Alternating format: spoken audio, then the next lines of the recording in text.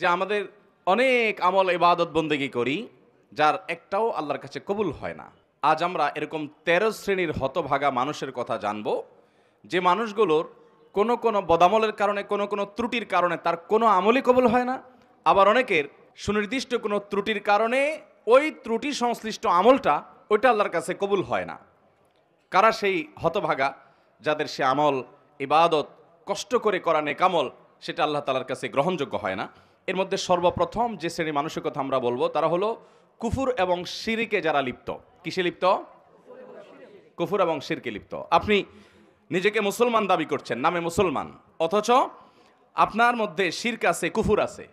তো এরকম যদি হয় তাহলে শিরক এবং কুফুরে থাকা ব্যক্তি, এই ব্যক্তি যত নেকামল করুক, সে নিজেকে মুসলমান মনে করছে, হয়তো তিনি 5 ওয়াক্ত নামাজও পড়েন, কিন্তু তার মধ্যে যদি শিরকে আকবর থাকে, কোন শিরিক থাকে, মানে বড় শিরিক, যে শিরকটার কারণে মানুষ ইসলাম থেকে খারিজ হয়ে যায়, তার মধ্যে যদি কুফুরি থাকে যেটার কারণে মানুষ ইসলাম থেকে খারিজ হয়ে যায়, তাহলে এই ব্যক্তি নিজেকে যত মুসলমান মনে করুক, আমরা সবাই হয়তো মুসলমান তাকে মনে করি, সে হয়তো মসজিদেও আসে, সে হয়তো নামাজও পড়ে, সে হয়তো হজ উমরা করতেও যায়, অথচ তার কোনো আমল, সে নামাজ পড়ুক, রোজা রাখুক, হজ করুক, জাকাত করুক, দান করুক, সাদাকা করুক, তার কোনো আমল আল্লাহর কাছে গ্রহণযোগ্য হয় না।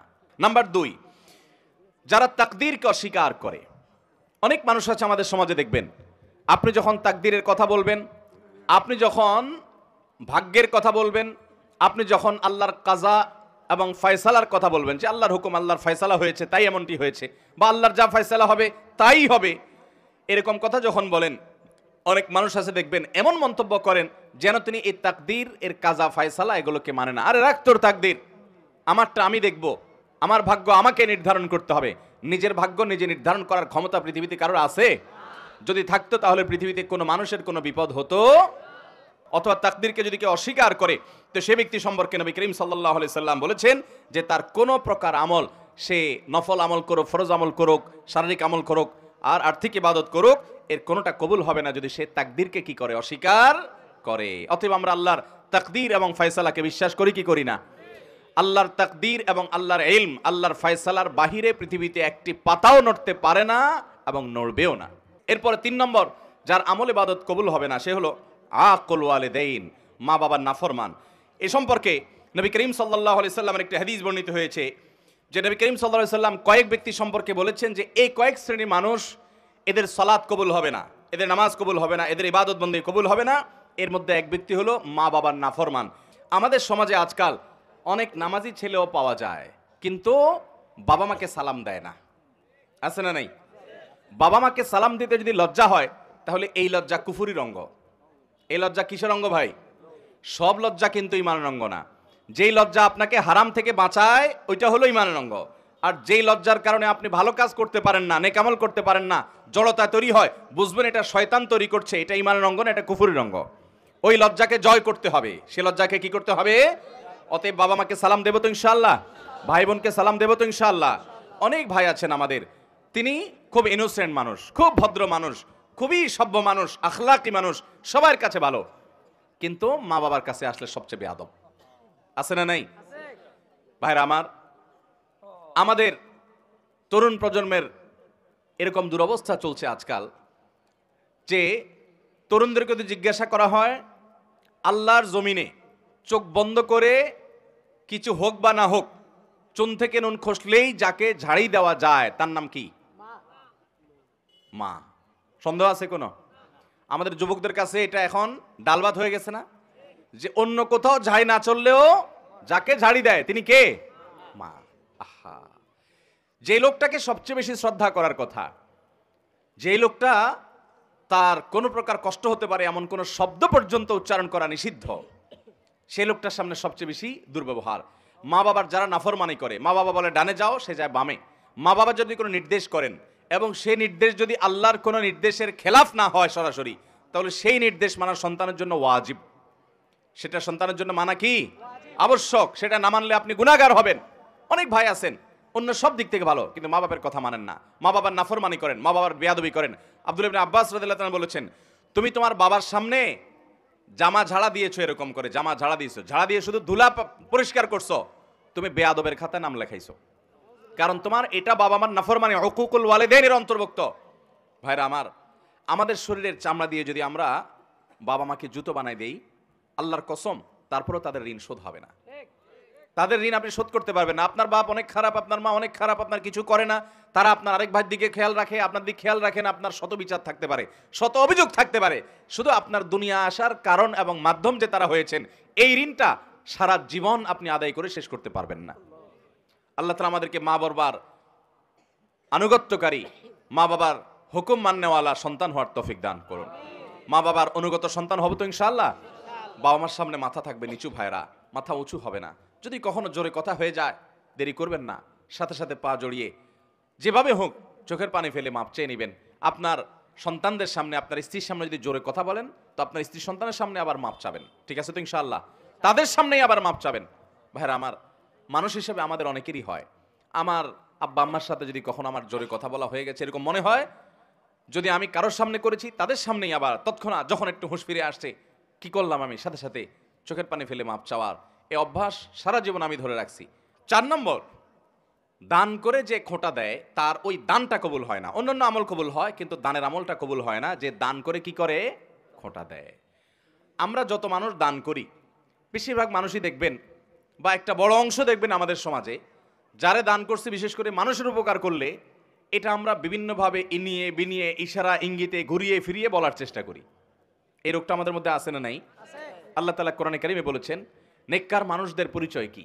সূরা দাহরের ভিতরে আবরার, মুত্তাকি, জান্নাতি মানুষের বৈশিষ্ট্য, তাদের গুণ, তাদের সিফাত উল্লেখ করতে গিয়ে আল্লাহ বলেছেন, ওয়ায়ুতঈমুনা আত-তাআমা আলা হুব্বিহি মিসকিনাও ওয়া ইয়াতীমাও ওয়া আসীরা।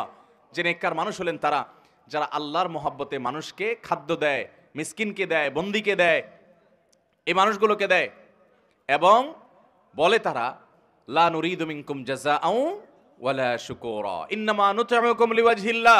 তোমাদেরকে যা দিয়েছি আল্লাহর কাছে দিয়ে, আল্লাহর জন্য দিয়েছি। তোমাদের কাছ থেকে প্রতিদানও আশা করি না, ফিডব্যাকও আশা করি না, এমনকি থ্যাঙ্কসও আশা করি না। কি আশা করে না?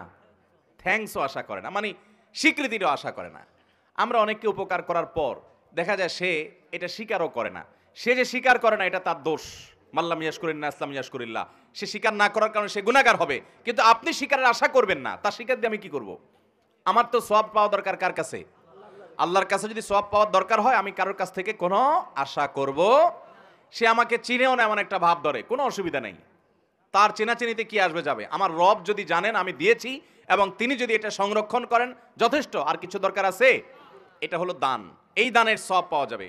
আর দান করে যার দান করছেন তারে আপনি বিভিন্নভাবে খোঁটা দিলেন, খোঁচাখুচি করে দিলেন না, মানুষ সামনে বলে বেড়ালেন, অথবা সে যেন স্বীকৃতি দেয় এটার আশায় বসে থাকলেন, তাহলে আপনার এই আমলের সওয়াব আল্লাহর কাছে পাবেন না। এই দান আল্লাহর কাছে কবুল হবে। আমার দেশে অনেক মানুষ আছে মসজিদ মাদ্রাসায় দান করে, কিন্তু উনি আশা করে ওনার নামটা মাইকে হুজুর জোর করে বলে দেখ। আছে না নাই? যদি তার উদ্দেশ্য থাকে যে আমারটা শুনে আমার আরেক বন্ধু দিবে, আরেকজন দিবে, উৎসাহিত করবো অন্যদেরকে, তাহলে ঠিক আছে, সেটা হলে জায়েজ আছে। কারণ আল্লাহ তাআলা কোরআনে কারিমে বলেছেন যে ইন তুখফুস সাদাকাত ফানিআম্মা হিয়া। তার আগের অংশটা কি? ইন তুবদুস সাদাকাতি ফানিআম্মা হিয়া ওয়া ইন তুখফুহা ওয়া তুতুহাল ফুকারা ইলা আখিল আয়া। যদি দান প্রকাশ্যে করো, অর্থাৎ অন্যকে উৎসাহিত করার উদ্দেশ্যে, তাহলে তো অনেক ভালো। আর যদি গোপনে করো, যাতে করে তোমার ইখলাসের কোনো ঘাটতি না হয়, তো সেই দানেরও আল্লাহ তাআলা প্রশংসা করেছেন। এটা নিয়তের উপর নির্ভর করবে। আমি যখন ঢাকা এক মসজিদে নামাজ পড়াই, 2002-3 সন এরকম সময় হবে, তখন আমার এক মুসল্লি মসজিদের, ওই আল্লাহর, তাহলে ভাই যাদের আমল কবুল হয় না, সে মানুষগুলোর 4 নম্বর মানুষ বলেছি, যারা দান করে মানুষকে খোঁটা দেয়, তাদের অন্যান্য আমল কবুল হয়, কিন্তু দানের আমলটা কবুল হয় না। 5 নম্বর, ওই কপাল পোড়া এবং হতভাগা মানুষ যার কোনো আমল ইবাদত কিছুই কবুল হবে না। সে হলো নবী করিম সাল্লাল্লাহু আলাইহি সাল্লামের শহর মদিনায় মুনাওয়ারায় যে হারামে যে ফাসাদ সৃষ্টি করে, ফিতনা সৃষ্টি করে, অশান্তি সৃষ্টি করে, হাঙ্গামা করে, গন্ডগোল ফাসাদ করে। নবী করিম সাল্লাল্লাহু আলাইহি সাল্লামের হাদিস বর্ণিত হয়েছে বিষয়ে সহিহ বুখারীতে। তিনি বলেছেন, এই মদিনা মান আহদাসা ফিহি হাদাসান, এখানে যে ব্যক্তি কোনো দুর্ঘটনা ঘটাবে, আও আওয়া মুহদিসান, অথবা এই মদিনায় কোনো দুর্ঘটনাকারীকে যে ব্যক্তি আশ্রয় দান করবে, ফাআলাইহি লাআনাতুল্লাহ ওয়াল মালাইকাতি ওয়ান নাসি আজমাইন, ওই ব্যক্তির উপর আল্লাহর লানত, ফেরেশতাদের লানত, সমস্ত মানুষের লানত বর্ষিত হয়। এবং লা ইউকবালু মিনহু ইয়াউমাল কিয়ামাতি সালাতুন ওয়া সরফুন ওয়ালা আদলুন, কিয়ামতের দিন তার কোন আমল আল্লাহর কাছে কবুল হবে। তাহলে 5 নম্বর আমরা পেয়ে গেলাম, যে ব্যক্তি মদিনায় মসজিদে নববীতে বা মসজিদে নববী শুধু নয়, হারামের যে এরিয়া মদিনাতে, এই এরিয়ার মধ্যে যে ব্যক্তি অশান্তি সৃষ্টি করে, ফাসাদ সৃষ্টি করে, এই ব্যক্তির আমল ইবাদত কিছু কবুল হয় না। নাম্বার 6, 2 ভাই আপন তারা যদি নিজেরা ঝগড়া লিপ্ত হয়, গন্ডগোল ফাসাদ মারামারিতে কাটাকাটিতে লিপ্ত হয়, তো এই 2 জনের ইবাদত কবুল হয় না।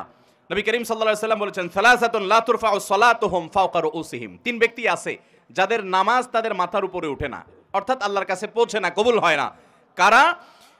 সেই ব্যক্তিগুলো হলো ওই ব্যক্তি, 3 ব্যক্তির কথা নবী সাল্লাল্লাহু আলাইহি ওয়াসাল্লাম বলেছেন। এর ভিতরে এক ব্যক্তি হলো ওই ব্যক্তি ইখওয়ানে মুতাসারিমান, 2 ভাই যারা নিজেরা গন্ডগোল মারামারিতে লিপ্ত, আপন ভাই মারামারিতে লিপ্ত, অথচ আবার আমল ইবাদতও করে, নামাজ কালামও পড়ে, এরকম আছে না নাই? আছে না নাই বলেন? তো এরকম আমল ইবাদত করে কি লাভ হবে? 7 নম্বর, ওই একই হাদিস যেটি ইবনে মাজাহ বর্ণিত হয়েছে যে 3 ব্যক্তির নামাজ তাদের মাথার উপর ওঠে না, তাদের মধ্যে আরেক ব্যক্তির কথা 7 নম্বরে বর্ণিত হয়েছে। সে হলো সেই ইমাম, যে ইমাম মানুষের ইমামতি করে অথচ মানুষ তার উপরে যুক্তিসঙ্গত কারণে অসন্তুষ্ট।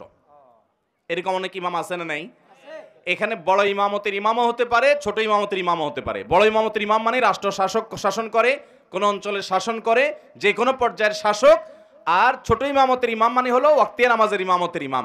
যে কোনো ইমাম হোক না কেন, তিনি নেতৃত্ব দিচ্ছেন, তিনি মানুষের নেতা হয়েছেন, তিনি ইমামতি করছেন, অথচ যারা তার পেছনে অনুসরণ করছেন তারা যুক্তিসঙ্গত কারণে তার উপর অসন্তুষ্ট। অযৌক্তিক কারণে তো বাংলাদেশের 100 ইমামের উপরেই কম বেশি মুসল্লিরা অসন্তুষ্ট আছে না নাই? হুজুরদের উপরে শতভাগ সন্তুষ্ট এরকম মুসল্লি, এরকম মসজিদ পাওয়া যাবে না। তাছাড়া হুজুররাও মানুষ শতভাগ সন্তুষ্ট হওয়া সম্ভব না, কিন্তু যৌক্তিক কারণে বেশিরভাগ মুসল্লি বা সব মুসল্লিরাই অসন্তুষ্ট, কিন্তু হুজুরের খুঁটির জোর বেশি, গায়ের জোর বেশি, এই জন্য হুজুরের সরানো যায় না। এরকম কিছু হুজুর আছে না নাই? অথচ ওই হুজুর অনেক নাজায়েজ কাজে লিপ্ত, মানুষ ভয় বলতেও পারে না, কারণ হুজুর বড় বড় পাওয়ার আল্লাহদের সাথে হাত রাখে। আছে না নাই? তো এইরকম হুজুর, তাদেরও এই সালাত তাদের মাথার উপরে উঠবে না। 8 নম্বর হলেন ওই নারী, যেই নারী রাত্রি যাপন করেছেন অথচ তার স্বামী তার উপরে যৌক্তিক কারণে অসন্তুষ্ট। অযৌক্তিক কারণে স্বামী অসন্তুষ্ট হলে ওইটার কারণে স্ত্রীর আমল ইবাদত কবুল হবে না, ব্যাপারটা সেরকম নয়। যদি যৌক্তিক কারণে তার স্বামী তার উপরে অসন্তুষ্ট থাকে এবং তিনি ওই অবস্থায় তেড়ামি করে রাত পার করে দেন, তাহলে এ আল্লাহর বান্দি, তার সালাত তার মাথার উপরে উঠবে না। এটাও ইবনে মাজাহ হাদিসে বর্ণিত আছে। তাহলে 8 নম্বর পেলাম সেই নারী, যে নারী রাত্রি যাপন করেছেন অথচ তার স্বামী তার উপরে যৌক্তিক কারণে অসন্তুষ্ট। এরপর তিরমিজির বর্ণিত হাদিসে আমরা জানি 9 নম্বর শ্রেণী মানুষের কথা যার আমল ইবাদত কবুল হবে না, বিশেষ করে সালাত কবুল হবে না, সে হলো ওই কৃতদাস, যে কৃতদাস সে কোনো ন্যায্য বা শরীয়গ্রাহ্য কারণ ছাড়া যে তার মালিক থেকে ভেগে গেছে। এই ব্যক্তি সম্পর্কে নবী সাল্লাল্লাহু আলাইহি ওয়াসাল্লাম হাদিসে আসছে যে এই ব্যক্তি ফিরে আসা পর্যন্ত হাত্তা ইয়ারজা, তার সালাত, তার ইবাদত আল্লাহর কাছে কবুল হয় না। তাহলে 9 নম্বর হলো যে ব্যক্তি তার মালিক থেকে যৌক্তিক কারণ ছাড়া ভেগে গেছে, তার আমল ইবাদত, তার সালাত কবুল হয় না। এবং 10 নম্বর হলেন ওই নারী, যেই নারী বাসা থেকে বের হয়েছেন সুগন্ধি মেখে। আজকাল আমাদের অনেক মুসলমান মেয়েরা আছেন, আমাদের অনেক মা বোনরা আছেন যে অনেক পারফিউম ব্যবহার করে, অনেক সুগন্ধিযুক্ত প্রসাধনী ব্যবহার করে তার আশপাশের পুরো পরিবেশটাকে মোহিত করে ফেলছে সুগন্ধি দিয়ে, সেটা ব্যবহার করে তিনি বের হচ্ছেন।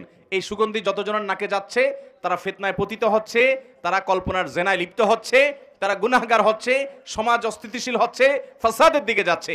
এরকম অনেক মা বোন আমাদের আছেন না নাই?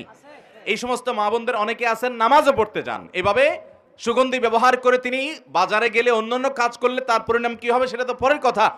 আপনি শুধু এটা চিন্তা করুন যে নবী করিম সাল্লাল্লাহু আলাইহি ওয়াসাল্লাম এইরকম সুগন্ধি ব্যবহার করে কোন নারী যদি মসজিদে পর্যন্ত যায়, তার সম্পর্কে পর্যন্ত নবী সাল্লাল্লাহু আলাইহি ওয়াসাল্লাম বলেছেন যে তার সালাত কবুল হবে না। তিনি মসজিদে গিয়ে নামাজ পড়লে সেই নামাজ কবুল হবে না যতক্ষণ পর্যন্ত বাসায় ফিরে এসে গোসল করে তার শরীরে সে সুগন্ধি ধুয়ে মুছে পরিষ্কার করে নামাজ আদায় না করবেন। 11 নম্বর ওই ব্যক্তি, যে ব্যক্তি দান করে কিন্তু সে দানটা হারাম টাকা থেকে দান করে। এরকম লোক আমাদের দেশে আছে না নাই? অভাব নাই। মসজিদ মাদ্রাসা ওয়াজ মাহফিলে টাকা দেনওয়ালা মানুষ হারাম টাকা যারা উপার্জন করে, এদের টাকাগুলো যদি নেওয়া বন্ধ করতো তাহলে মাহফিলগুলোর এত আলো ঝলমলো লাইটও থাকতো না। মসজিদ মাদ্রাসা ওয়াজ মাহফিল আমরা যারা করি, এর পরিচালনার সাথে যারা জড়িত, এদের মধ্যে খুব অল্প সংখ্যক মানুষ আছে যে ইসলামটাকে ভালো করে বুঝছে, যার কারণে না বোঝার কারণে তারা মসজিদটাকে চকচকা ফকফকা করার জন্য যে টাকা দেয় হুমড়ি খেয়ে নেয়।